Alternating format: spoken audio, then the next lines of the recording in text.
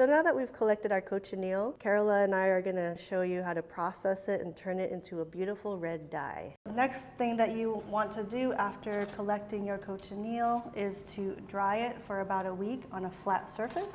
It can just be under the sun in a warm day. And you have different methods to powder. The method I like to use is the pestle and mortar.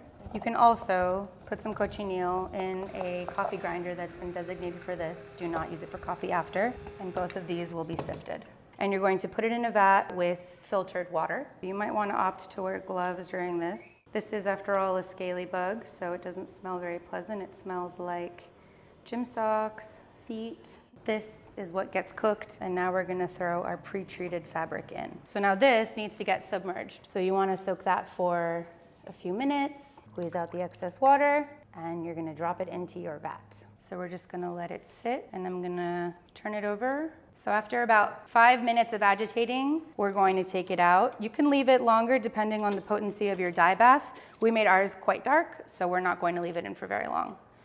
Grab a set of tongs that you also have designated for only cochineal use, and you're going to pull it out and set it on a surface.